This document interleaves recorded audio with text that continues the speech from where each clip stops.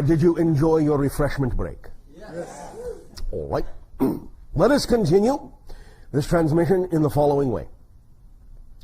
We will discuss at the moment a few different kinds of things. This is all lumped under the idea of our title, Today is Yesterday's Tomorrow. That meaning that all time is one, it is all here and now. And what we will speak about that regards the concept you call the future is, nevertheless, I remind you, actually existing in the present, and that there is no such thing as a prediction of the future.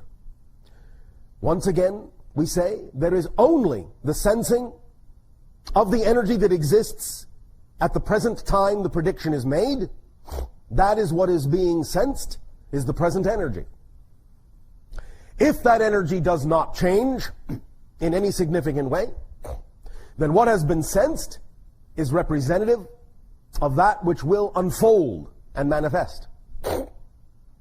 If, however, the energy does change, which is sometimes changed by the prediction itself, then the energy may take a different course and something different will occur.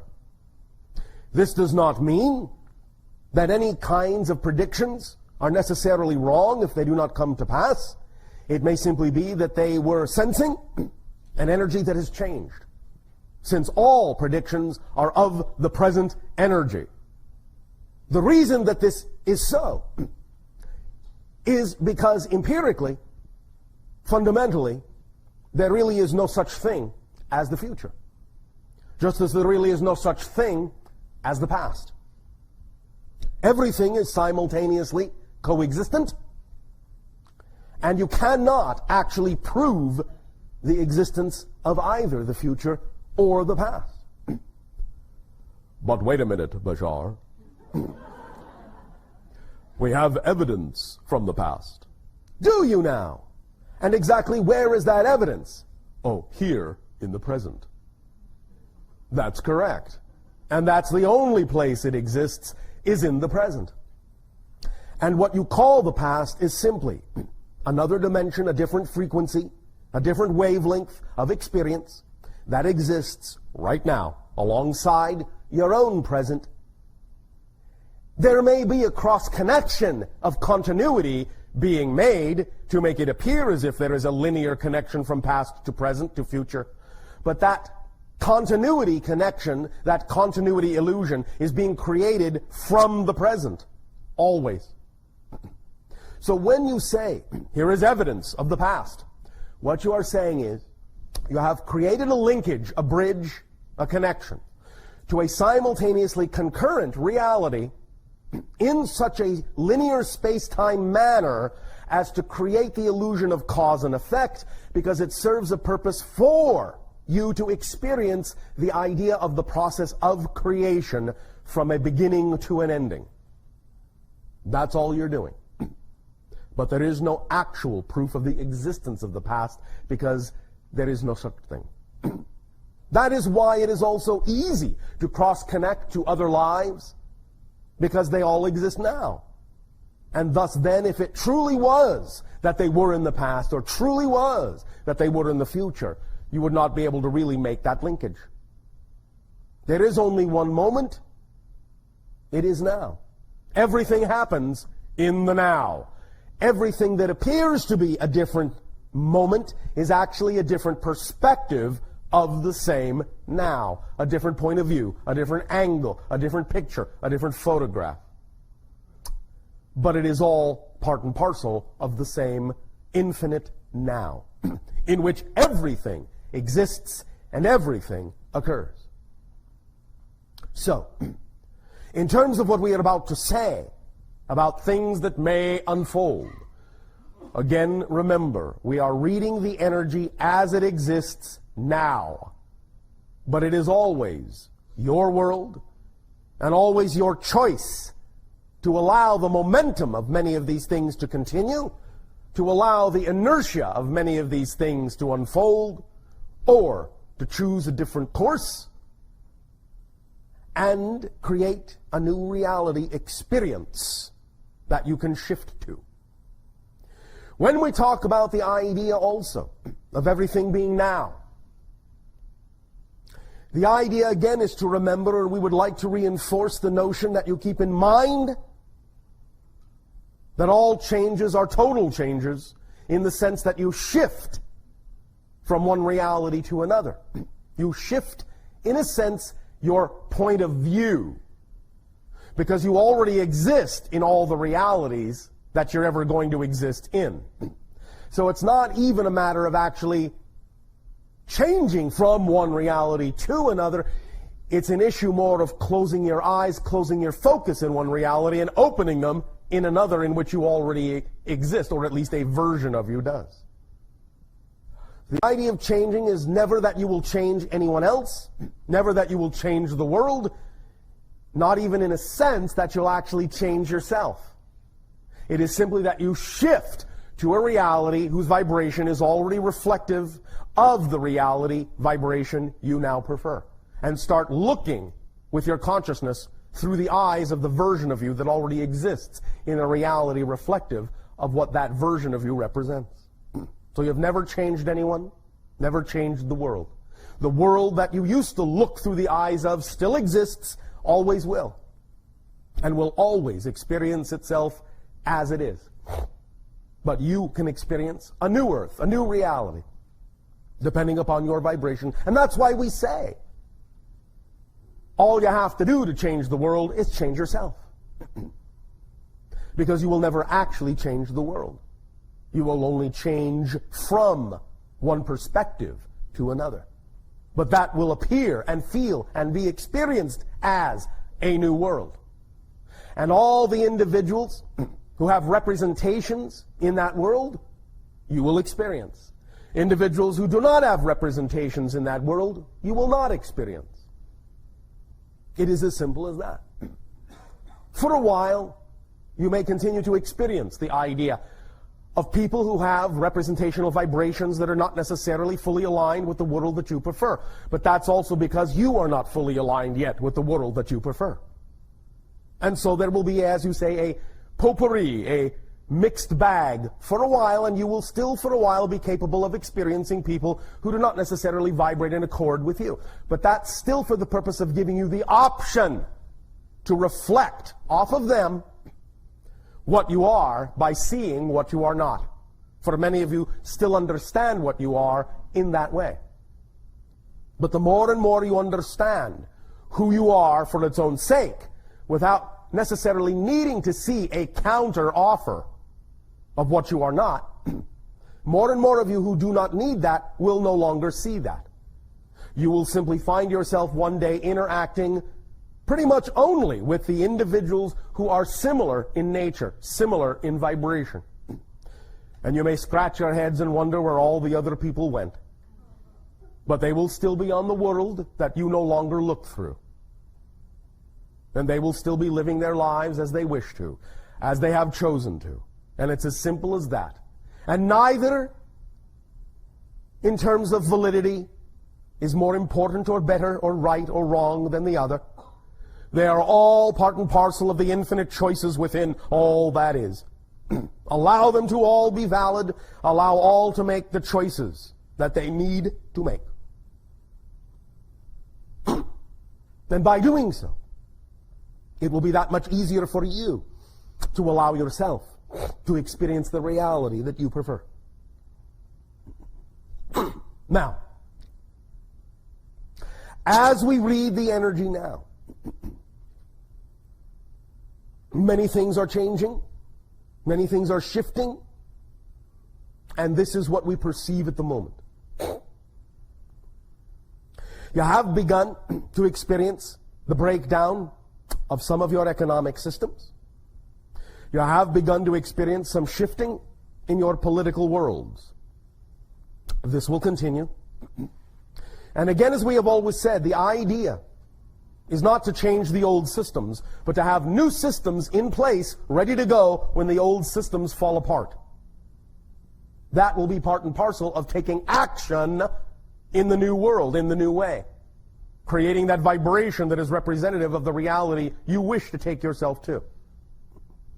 So that when you shift, and in that shift, experience the old ideas falling away, falling apart, crumbling all around you, you will have the capacity to attract to yourself new systems, either invented by you or others that you will attract yourself to be able to facilitate the new ideas, the new perspectives, the new ways of doing things in the new reality you will have shifted to, which can then be implemented rapidly. Now, as it stands in this moment, what you are doing with your economic structure may carry you for about 5 of your years. Then there will be what you call another collapse. But at that time, in 5 years, there will be other systems that can rapidly replace what has then been washed away. So, do not fear. Never approach these things with fear, for that will determine what reality you experience.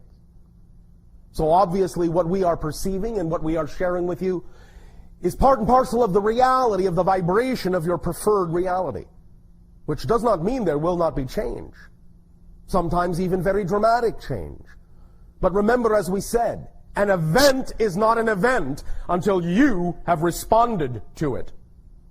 So the idea is not so much exactly what happens, but how you respond to it that makes it the event you will experience it to be. So respond well to all these things, and they will serve you well in the new reality.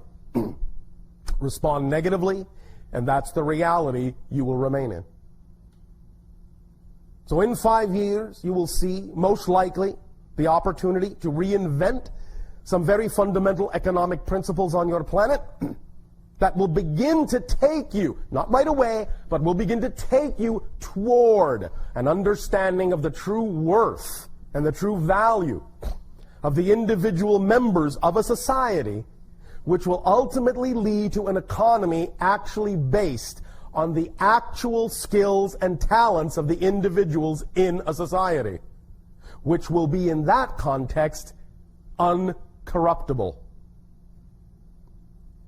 The idea in that sense will be that as you approach the concept of a global organization, it will be one that allows borders and barriers to be crossed and to be dissolved, because it will be the skills and talents of individuals that will cross those borders to be of service to others who need their services. And as you begin finding more and more teams of individuals being sent around the world to aid and assist those that require their assistance, you will suddenly begin to see the threads being woven of the tapestry of a new economy. And bit by bit, within a few decades, you will realize that no longer will you require an artificial symbol to represent the idea of value and exchange. The exchange between people will be sufficient, and the reason that this will work is because it will also go hand in hand with the idea that within the next 2 or 3 decades, you will also create the idea of absolute, unlimited free energy. And once you achieve that, you will find that almost nothing stands in your way of becoming a unified society. Now, between now and then, there may be a few interesting surprises. Again, as we have talked about, more and more will be there an increase in the awareness of the existence of extraterrestrial societies, beginning on and around your year of 2015. There will be more knowledge that such things exist.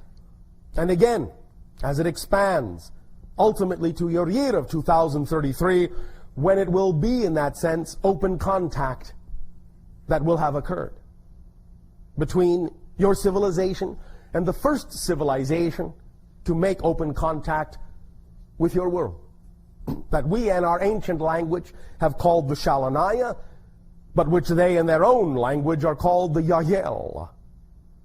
You will see more of their ships here and there, and they will become more and more blatant allowing you the opportunity to respond in a manner that allows your society to know that you are ready more and more every day for such open communion, open contact with other civilizations. This, of course, will be based on the idea that you're ready and willing for open contact among your own civilization, among yourselves, among your own people.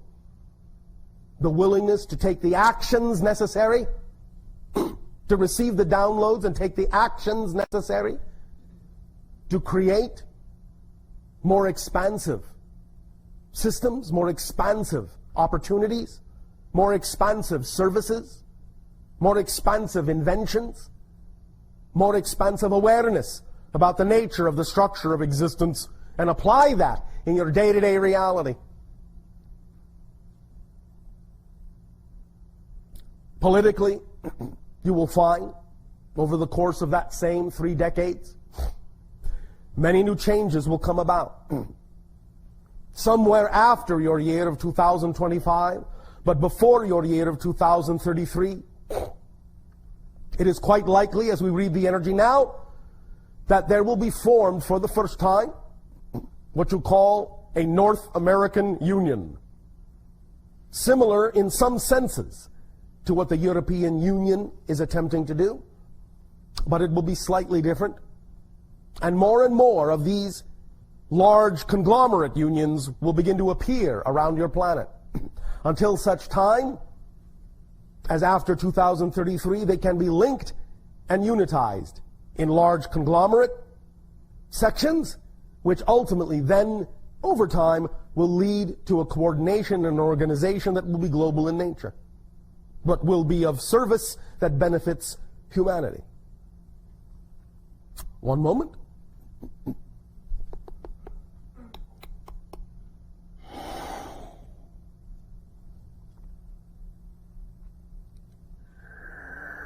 As has been said,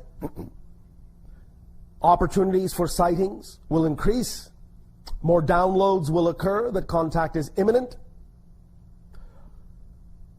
The literalness of the sightings may or may not occur in your upcoming next couple of days, and also again in February of your new year. One moment. To allow for some of these transitions to take hold, take root, without our interference, we will once again go offline for the transition of your present to new year. Somewhere in and around your December 15th, and we will reconnect once again after your new year has begun. One moment. The channel and the original agreement that was made within the oversoul, of which he and I are aspects, was that there would be a delivery of information for no less than 9 of your orbits. We are now approaching a time in what you call 2 orbits that will represent 3 times the original agreed upon amount.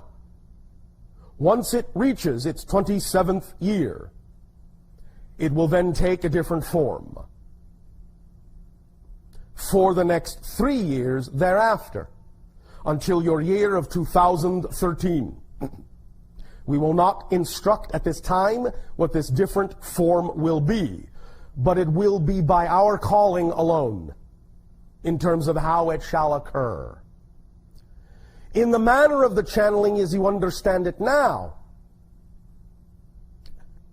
to no society to whom we have channeled does any channeling in one form last more than the length of an Sasanian lifetime. But because our dimension is 10 times faster than yours, our lifespan of 300 years translates into your reality as 30 years. So when the 30th year occurs in 2013, there will be a transition of how this information is delivered. There will be a transition, as we said, in the 27th year. There will be a difference in the last 3 years until the 30th year, and after that there will be a complete transformation of how this information is delivered. But it will go hand in hand and be part and parcel with many of the changes that are upcoming, and will represent many of the new systems that are required for implementation in terms of the educational systems on your world. And it will dovetail, as you say, into some of those educational systems and lay the foundations for new interactive educational systems that shall be widespread in the years to come after 2013. One moment.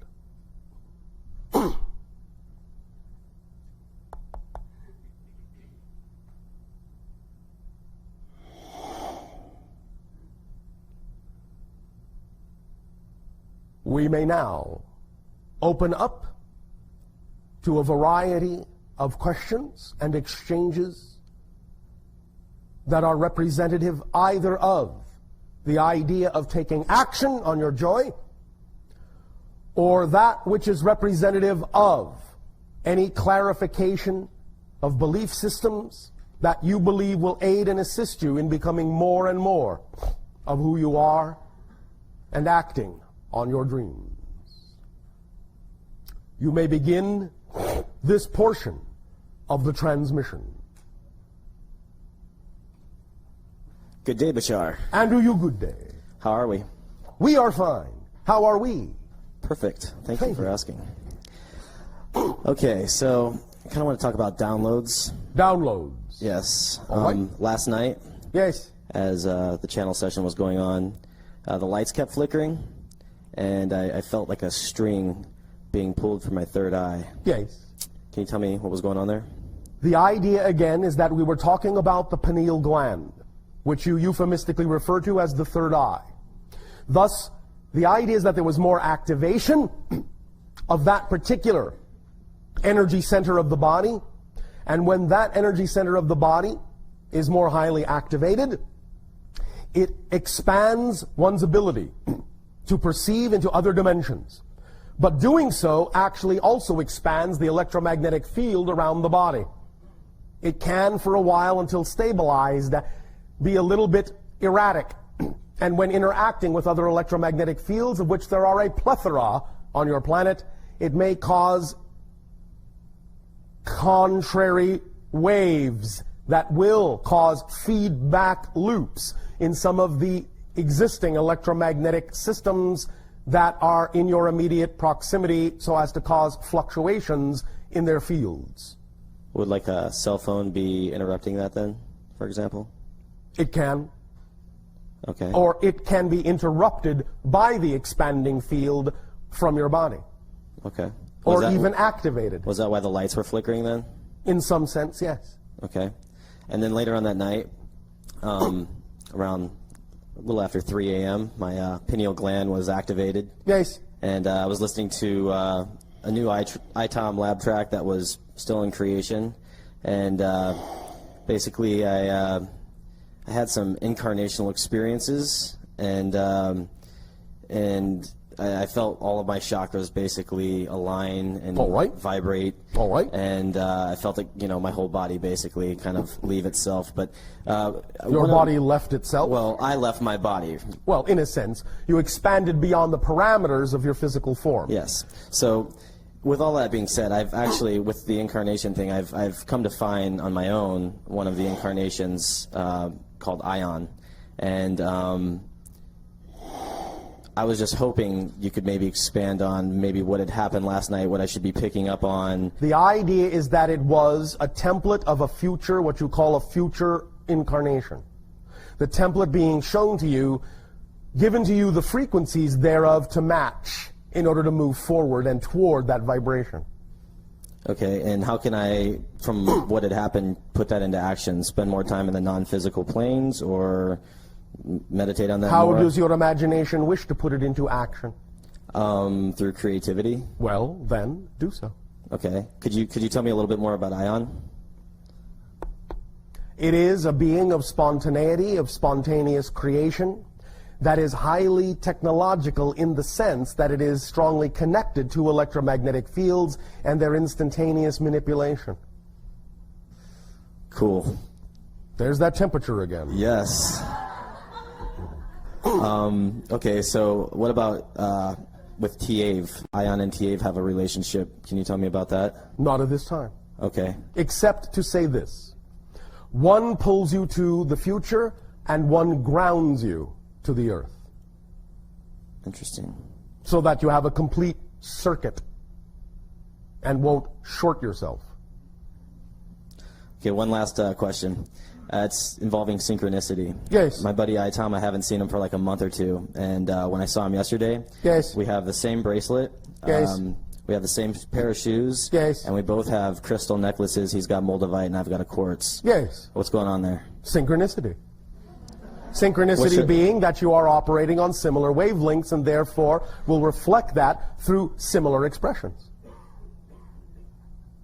Okay, so basically like the whole, if you drop a glass theory and, you know, all the different particles are all a part of the one, we're basically kind of two shards that were closer together that kind of broke apart in that sense? No. The idea being, of course, that on a certain level everything is one, and all of you are shards of the one. Yes. But in the terms in which you meant it, synchronistically, the idea is that if you are vibrating on a similar wavelength, then you will experience similar things simultaneously. Oh, all right. Thank you. Thank you. About how to take action more effectively in my field of work. Which is? I'm a writer. All right, and this is your passion, yes? And a film producer, yes. Yes, all right. And taking action more effectively. Well, specifically in reference to one element of this business. Yes. I feel very confident and have been successful as a writer for many, many years. All right. And as a producer too, I feel that I'm doing well in the all the creative all right areas of that. And what area are you seeking to enhance? What I'm seeking to enhance is my comfort level with raising money. I'm involved right now in organizing a really fabulous documentary project. And why are you uncomfortable in raising money? Well, it's I have never been required to do this by myself before, for one thing, and also So you do not believe you necessarily possess the skills to do so? That's part of it. All right. And also I don't I don't have any particular in-depth training as far as finances are concerned. I feel very comfortable in the creative end with everything and the people. Why is this not a creative aspect? Maybe you are simply defining it in a way that doesn't serve you. It is a creative aspect of the project as well, to raise the money, is it not? Certainly. Well, then why not go about it more creatively? When you ask me that question, I feel like I just walked into a brick wall. I don't know. All right, well, at least walk into the brick wall creatively. The idea being is that your definitions are getting the better of you here. You need to redefine the whole concept of your relationship to money, raising it, your ability to do so, and see it as something that is actually part and parcel of the creativity of making the film. It is not a separate issue. The verve and creativity and imagination and inspiration that you use to apply to the writing and the filmmaking and all the other aspects must also be applied to this in the same way. They cannot be seen as any different.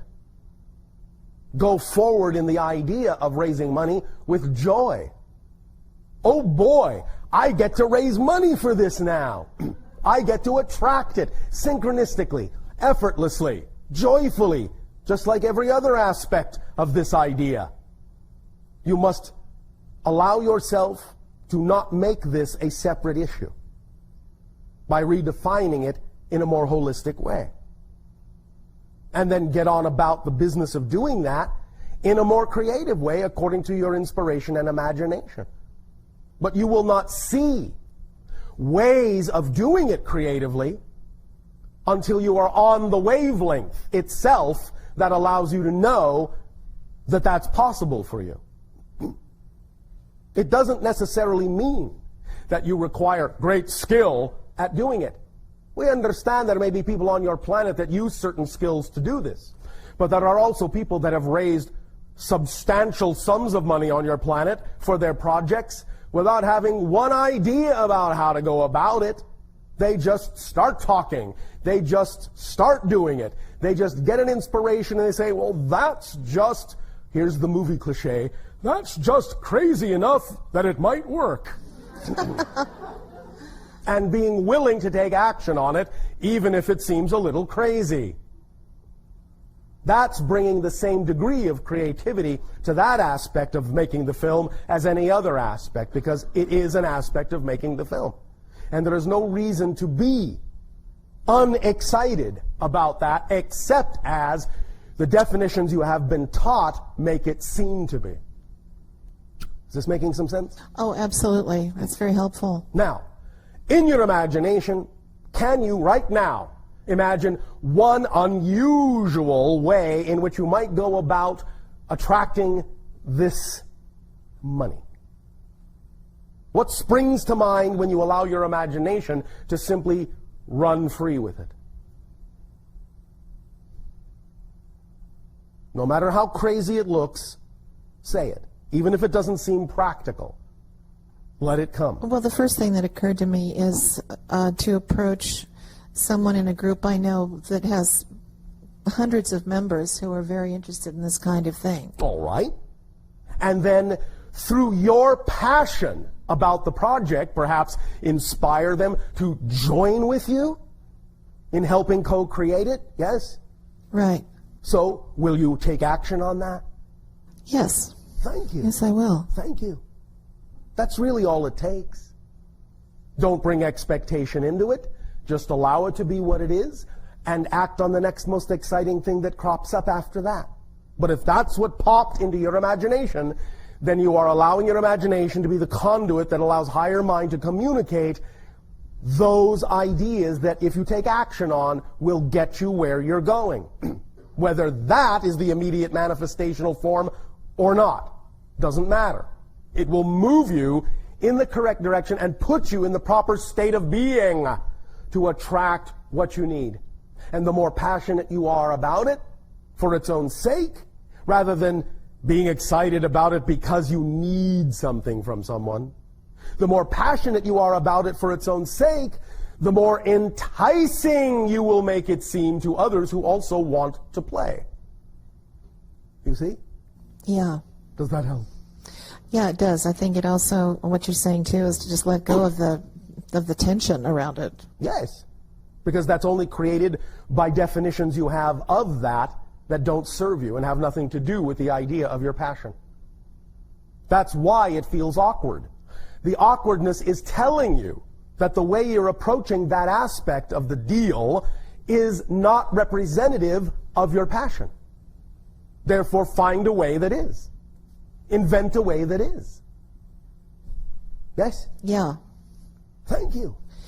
I have another question now, too, about what you just began to speak about a moment ago. Yes. In fact, a couple of them. I am still having trouble trying to figure out how to understand the idea of history and chronological time. Yes. And everything occurring simultaneously. For example, yes. The one image that keeps coming to mind is, you know, in 16th century England or yes. London, yes. the costumes looked a particular way. Yes. And they still do in that reality. But we have the same city in No, this you year. don't. No, you don't. That's Different where you're city. getting confused. It's not the same city. It's not the same reality. It's just a different version. Then what is memory? For those of us, if we good question. If we have memory of what we think of as memory past lives, is what's created in the present. Memory does not come from the past. It's created in the present. Memory is simply a cross-linking, a cross-connecting to another reality that you then put into a linear space-time framework for your convenience of continuity. Look at the analogy that we have often used. You are in the film business, so look at the analogy we have often used of the film strip. You know that if you look at the strip of film, one frame at a time, one after another, it's going to appear to be a continuous motion from beginning to end. But if you're the projectionist, you know that you can simply hold the film strip out between your hands and see all the frames at the same time. Just because you might experience the beginning through the projector and the ending through the projector and all the things in sequence when it runs through the projector, when you don't run it through the projector but just hold it in your hands, you can see all the frames at the same time and can look at them in any order you want. Does that make sense? Yes. So reality is actually like that. What you call 16th century London is a frame on a piece of film. What you call 21st century London is a frame somewhere on that film strip. They both exist at the same time. If you look at them through the projector, you will see a historical continuity and a progression. If you just look at them simultaneously, you'll see both of the frames on the strip at the same time. Does that help? So in other words, perhaps if you're working from a historical point of view, if you're, say, doing a historical book or film, then it serves you to look at it as the projector looks at it. Okay, so it's really a choice of how you choose to look at it. Yes. It's holographic. Depending upon your point of view will determine exactly how you see it. But all of them are correct. All the points of view are correct. It's just what serves you at any given moment for what you are doing. That's all. Does that make more sense? Yeah. Does that help? Yes, yes it does. And then, lastly, regarding something you said a few minutes ago about, choosing to exist in the reality that you prefer and that you really, you can't change the world. You can only change yourself. Yes. Well, then why bother? If I prefer to live in a world where there's no torture, where there's no Remember what we said about famine. the idea of process? And the idea of experiencing creation in action and what you learn from that? That's valuable. That's why bother. Because that is its own experience. Because it's not about changing someone else. It's about what you learn in your experience of being an aspect of creation. And then, in a sense, adding that perspective to creation. To give realization to another point of view in creation. That's why bother. Do you understand that? The value is in the experience. So in a sense, the experience adds value to oneself and to the whole of creation. Is that what you're saying? It validates all that is. Because it is a real, valid experience of all that is.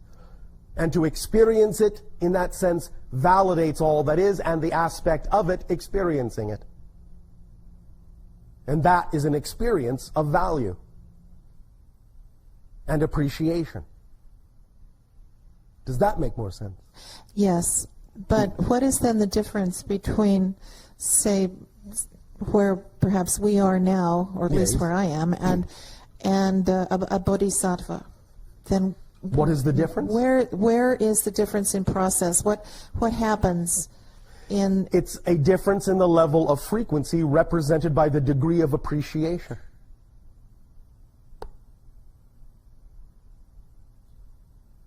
The higher the appreciation frequency, the less need there is for the process or the experience in order to add value and appreciation to all that is.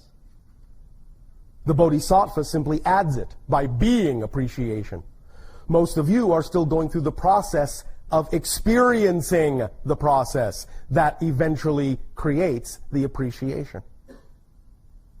Make sense? So is appreciation in this sense the equivalent of unconditional compassion? Yes. Vibrationally speaking. Does that help? Yes. Thank you. Thank you.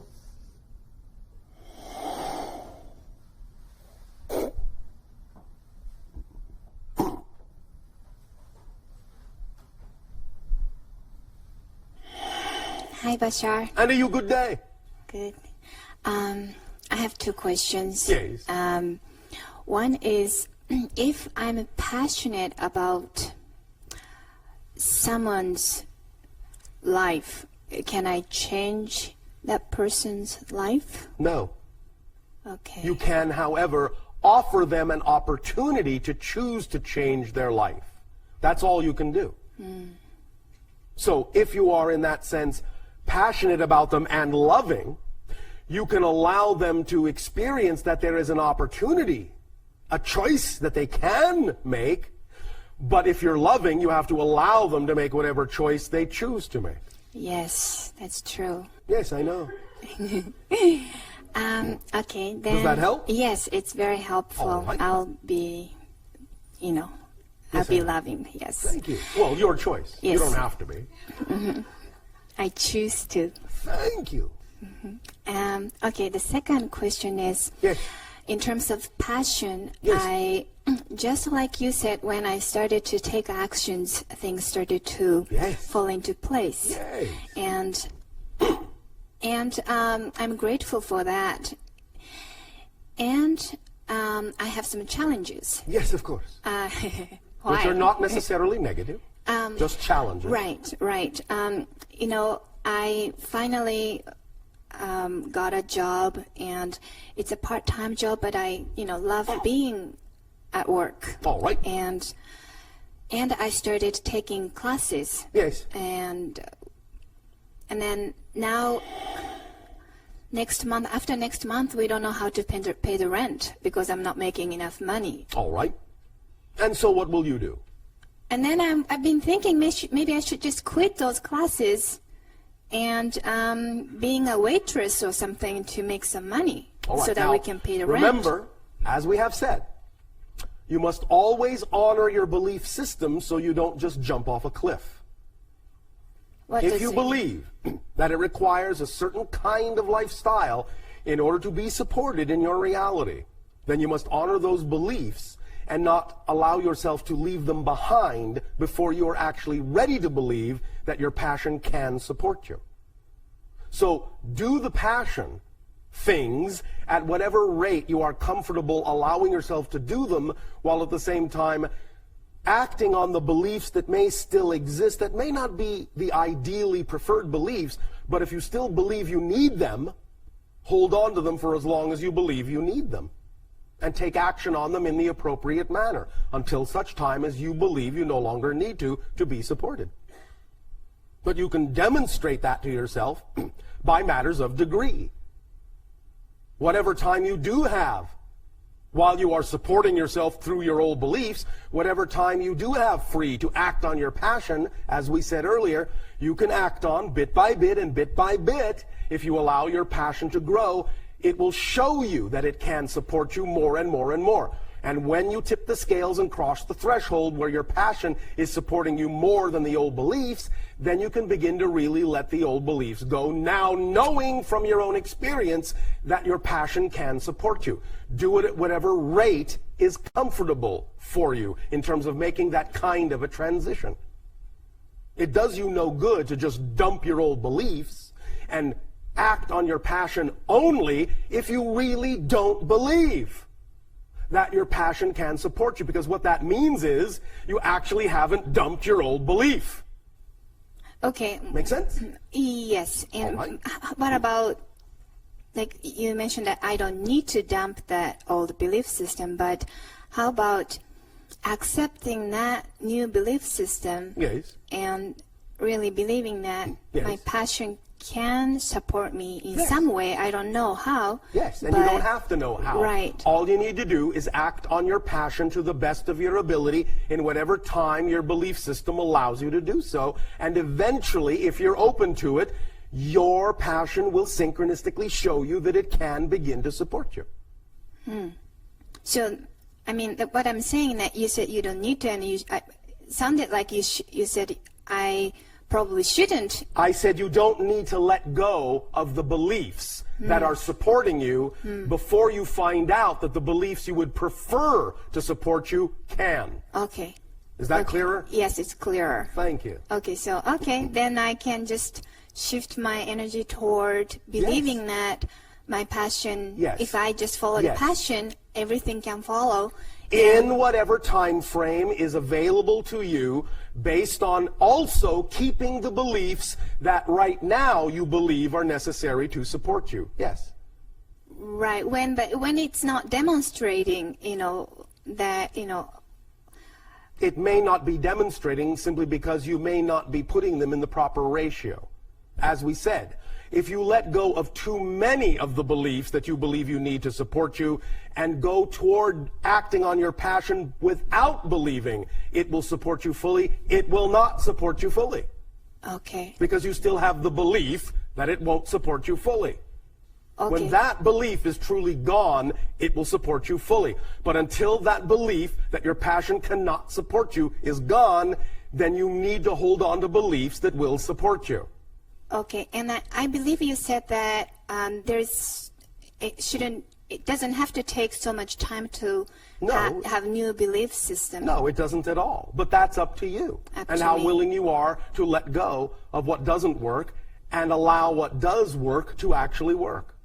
Okay, so when I feel fear, yes, that means I have the old belief that system. means there's a belief you need to look at. Okay. And that's a perfect opportunity then to examine what that belief is, identify it, and by identifying it, making it transparent, and by making it transparent, seeing very clearly what it's there doing and why you don't need it anymore, and then letting it go and replacing it with a new belief. And then your reality will change to whatever degree is representative of what degree that belief was in charge of, and that will leave that much more room for the things that are representative of your passion to come in and support you to that degree. Okay. Yeah. Remember, you're just a 100% being. If you only make room for 5% of an empty space for something new to come in, then the things that represent your passion will only actually be able to support you to that degree. But the more space you make for them, the more they will fill that space and support you to that percentage. Okay, so it's a matter of beliefs. Always. Always. Okay. A matter of belief and percentages and ratios of belief. Okay, I'll work on that. All right, thank you. Thank you, Bashar. You are welcome.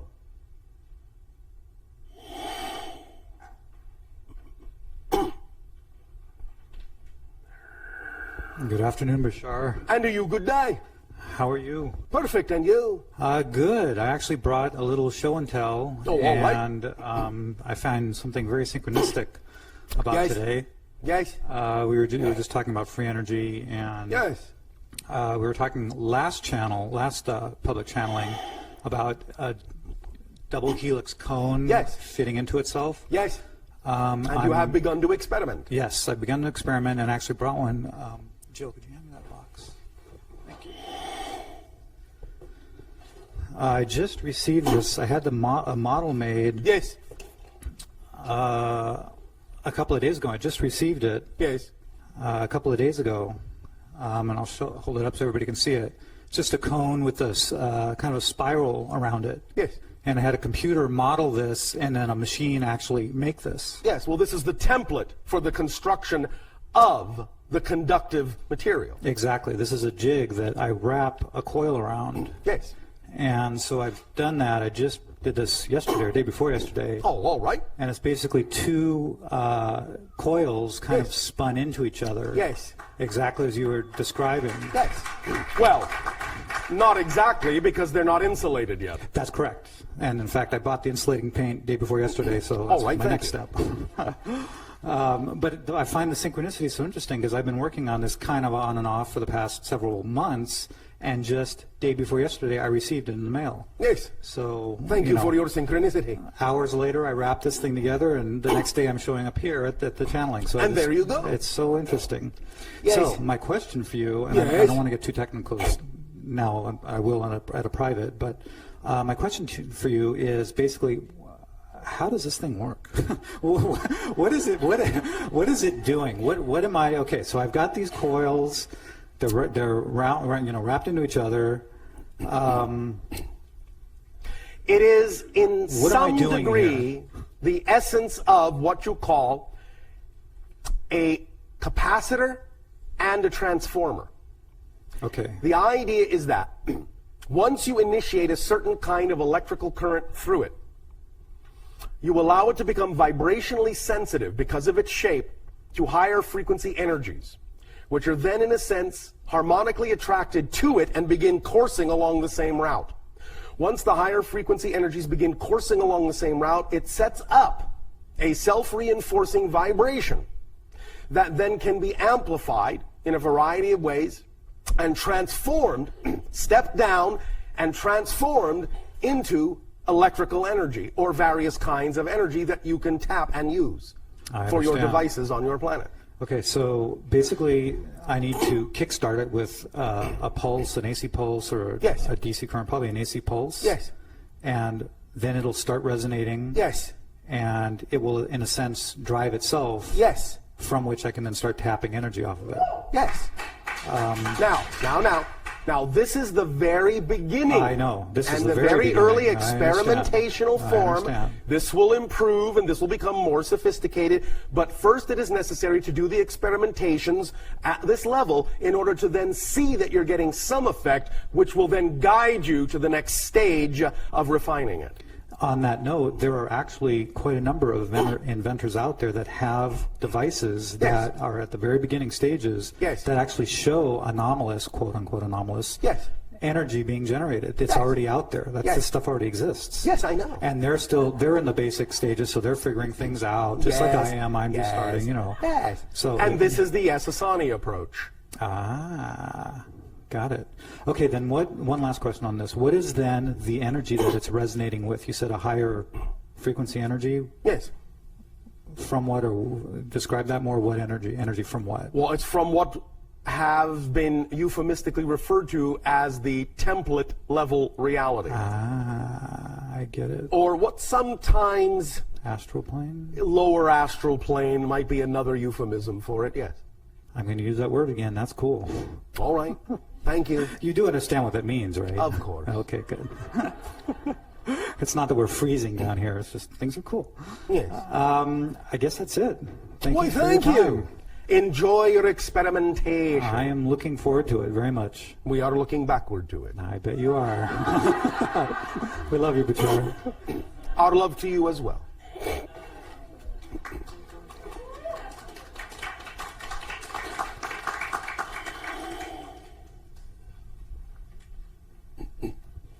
Hi, Bashar. And to you, good day. Good day to you.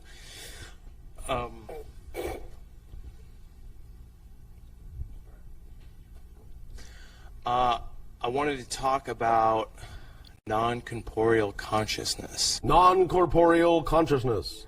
All right. So I know, like, as far as I've heard that about when Bashar actually channels his channel. Speak up and be bold so that all may hear what you have to say. So I've heard that as how Bashar channels. It's non-corporeal energy. I am not completely non-corporeal, no. Right. I mean, I'm not familiar with that energy, so that's what I'm asking about. If you can I do explain have more a to type me. of physicality, although we are evolving from the physical to the non-physical in our transition, even as humans on Earth are going from a lower physical to a higher physical, where we once occupied. We are now leaving that higher physical realm and going and crossing into non-physicality, but we are still somewhat physical, just of a higher frequency. I see. And this is a telepathic contact between myself and the channel. does your channel have a name? Does it have language? Yes, the channel sitting before you, Darryl. No, I mean like Bashar, what Bashar channels. I am Bashar, but we use that term to represent what I am, because in our reality we are telepathic and don't need names, but we knew you needed something to call us by. Right. Therefore we have drawn from the channel's historical background for a word in his Arabic history that is representative of what we do. The word Bashar in Arabic means messenger. Okay. And also Asasani, what That is the ancient name of my world. What does it? Well, I'm sure it does. What is the resonation like as an Earth being C sharp resonation? What does Estasani resonate at? This will be slightly different. It will also be in the C range, but on a completely different octave level. Okay. And the last thing I want to ask is, again, you're saying who is it that we're going to have more open contact with? What is the name of them? The first beings that will be those with whom humans on Earth will have open contact publicly will be another hybrid species other than ourselves. We are a hybrid species. They are another hybrid species, combination of human and other DNA, that in our ancient language we call the Shalanaya, which means those who come first. But in their own language, they call themselves the Yahyel. Okay. And what do they resonate at? What's their system resonate at? It is similar to our own. C? Yes. And C? Okay. But again, in a different dimensional plane. All right. All right. Cool. Thanks. Thank you.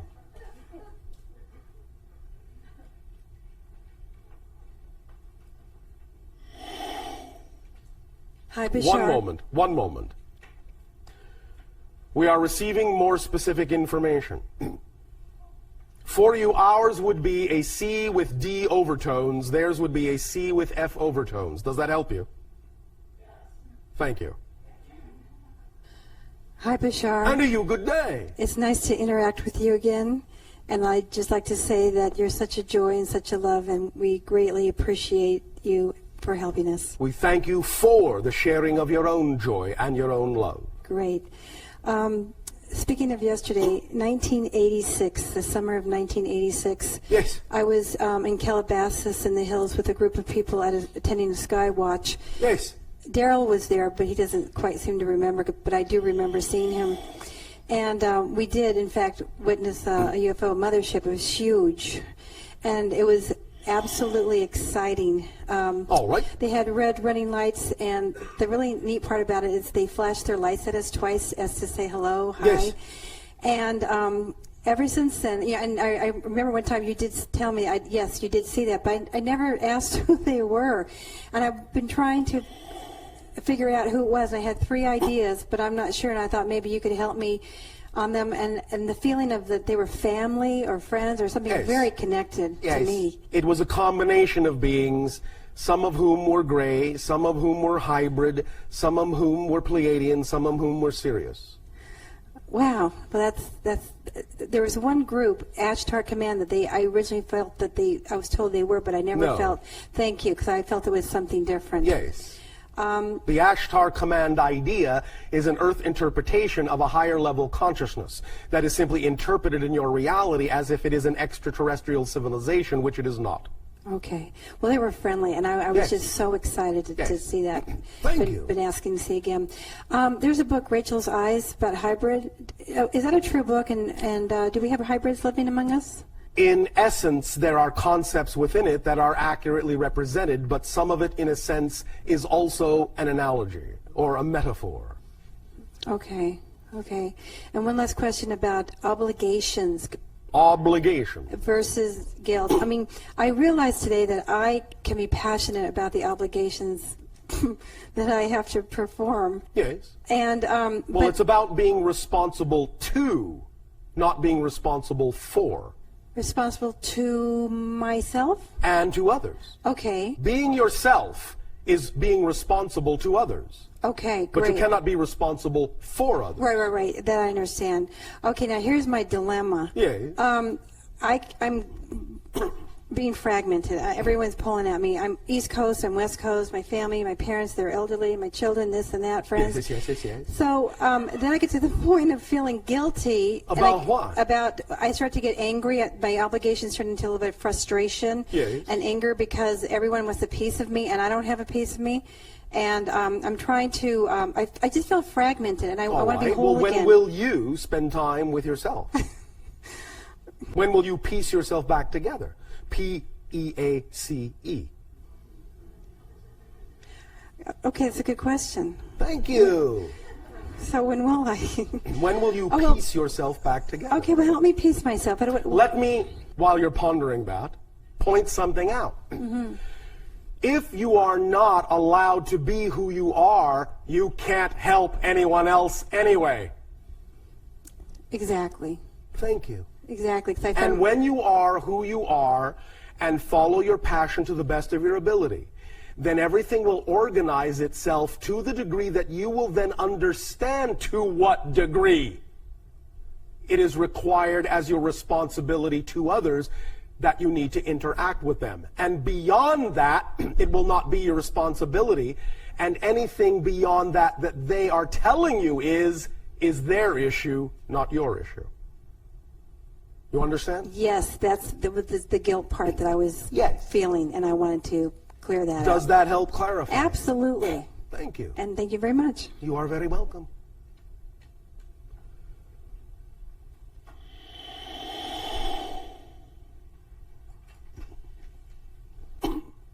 Hi, Bashar. And to you, good day. Thank you for being here. Thank you for the co-creation of this interaction. Speak up and be bold. Okay. I have a question to do with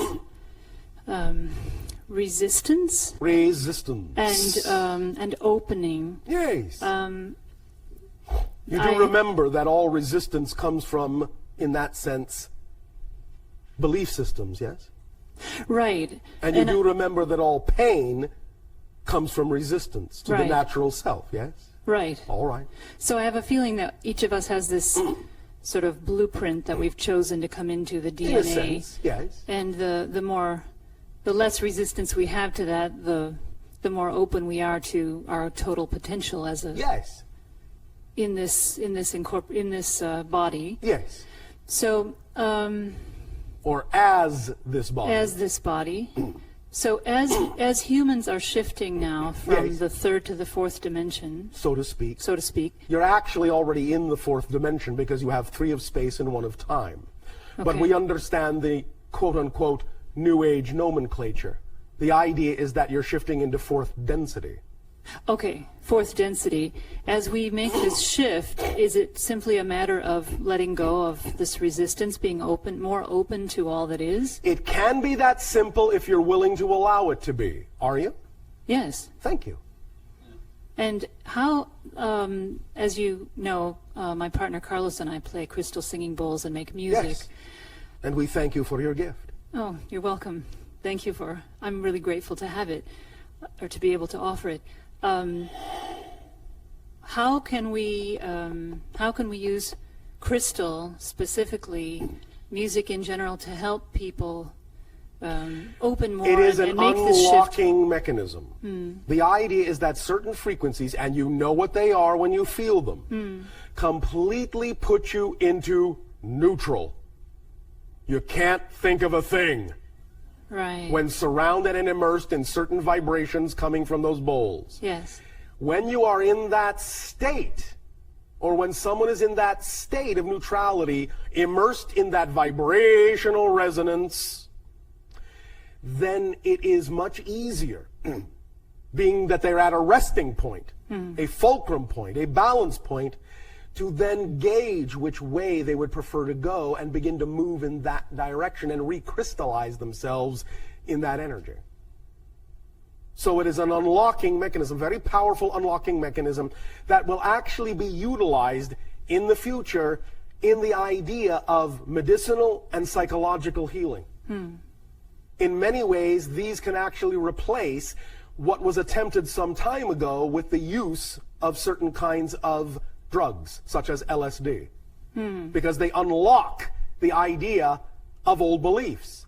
But the crystal bowls can actually put you in the same state, and it is that unlocking that is key to allow one to then reassess what one would prefer to lock into once one has been neutralized.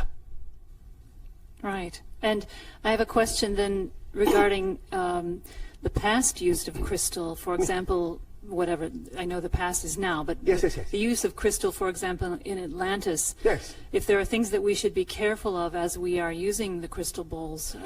Just be mindful that everyone always has a choice, that you're doing this to help support out of unconditional love and allowance, and not in any way, shape, or form making it an issue of negative ego, nor making it an issue of self-aggrandizement, nor making it an issue that someone must do a thing.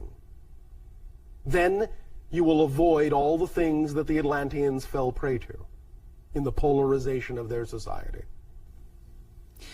Do you think it would be a good idea for us to go to places of power to play, to... If you wish. Do you think it's a good idea? Feels like it. Well, there you go. Okay. Is that your imagination talking? Yeah, it is. Guess where that comes from? And I'm holding a beautiful crystal ball. Yes. And I was wondering if you could tell me anything about this one and whether you feel it. It's round. Yes. If you feel that it has some kind of resonance for me, that there's something that I can do. I was also thinking about this when we were talking about energy and free, the development of free energy. Yes. If there's also some connection with things that we can do with crystal and... If you immerse it in water and then put vibrations from the bowls through the water, you will allow yourself, if you wish, to turn that into a neutralizing master crystal, which can be used even in that form to aid and unlock certain perspectives when slept next to. If it is above the crown chakra, when you sleep, it will actually act as a doorway, if you do this, to other dimensions and enhance the production of dimethyltryptamine in the pineal gland. Is there a certain frequency bowl that I should use? The one that allows you to feel that you have been neutralized. Ah, okay. All right? One more question. Yes. Among the Essassani, I'm curious, so in the fourth density... Yes. We are going from fourth to fifth. Right. As you shift, I would assume that your interests are changing. Yes. You're exposed more... Is it true that you're exposed more than we are then to all that is? Because you're shifting into this higher density? We allow ourselves to be, but that doesn't mean that we have more ability to be. You have all the same ability, but we allow ourselves to be more exposed, as you put it, to all that is. Yes. And what do you... So is that... for example, when a person travels all around the world, they can get really jaded about new things. You know, everything looks sort of boring. Well, if you say so. But remember, as we have often said, there are no boring situations, just bored minds. Right, okay. So I was just curious what people in Essassani find exciting and interesting. Is part of it what you're doing now, this helping other civilizations? Remember that we only do what we find exciting and interesting. Right. And therefore this qualifies as one of those things. And I do this with many different civilizations who are on the verge of transition. Sounds really exciting. It is. Shall I tell you something even differently exciting? Yes. Because, of course, there is nothing more exciting. Okay, right. We have recently encountered a civilization that has recognized through an actual technological process, although this can be done obviously with your own consciousness. But the fascinating thing is they've actually found a way to do this through a technological process wherein they have recognized that the event horizon of a black hole actually contains, embedded in the event horizon, the pattern of all knowledge in the universe. And they have a technological means of tapping the event horizon to download anything they wish in terms of information from anywhere in the universe. Oh, aptly put. How can we make contact with them? You will not for some time physically, but again, if you neutralize yourself and think of that idea and think of them, you can allow some initial contact to begin on a consciousness energetic level, and they are more than willing to allow any of you through your consciousness to tap into that device and download what you wish, as long as it serves you. What's their name? What's the name of their civilization? It doesn't translate. Now, I can give you this, but it is only an analogy. All right? Yes. All right. Refractorum. Refractorum. They are completely non-humanoid. They appear to be much like metallic, elastic bands in complex configurations. Mm-hmm. In a world you would find almost unimaginable. Refractorum. And that is the roughest approximation, barely capable of being translated into your language. Many of those sounds and letters are nowhere near accurate at all. But it will do. Refractorum. And to help you understand that vibration, there are no vowels in that name. So if you're going to spell it out, it is similar to what you find in the Hebrew language, where only the consonants really appear. So you would have what might pass for the R, the F, the R, a K, a TH sound, an R, and an M. Mm-hmm. You understand? Yes. Refractorum. But there are no vowels in the word or in the vibration at all. And when we, is part of the difficulty in translation that there's just such a small piece of shared reality between our civilization and they theirs? are in a completely different dimension, unlike anything you have ever seen. And when we make contact, then there suddenly is a shared reality. We create a shared reality. You are creating what part of a shared reality is possible between you. Yes, but the conduit only needs to be narrow because you're just talking about downloading information from the black hole. Will be interpreted in the way you need to use it. They would interpret it in a completely different way. Okay. But the conduit will allow you to interpret it in whatever way you can use it. All right? Thank you. Thank you. One moment. One moment. One moment.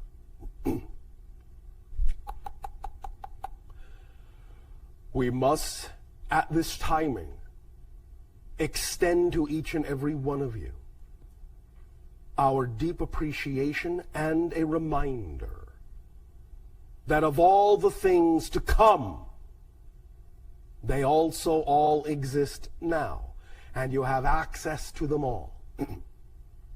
Today is yesterday's tomorrow.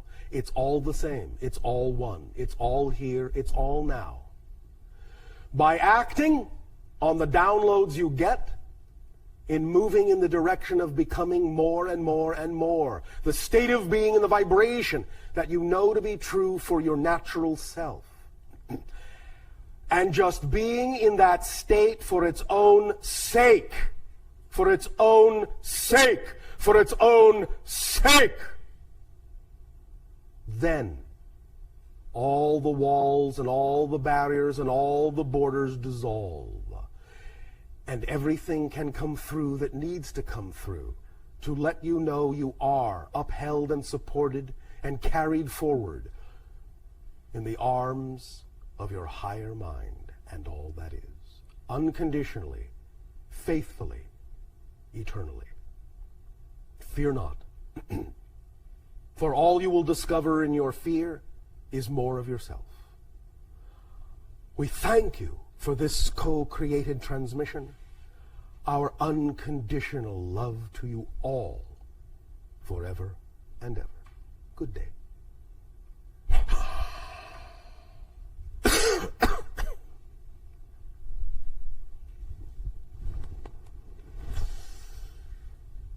How did it go?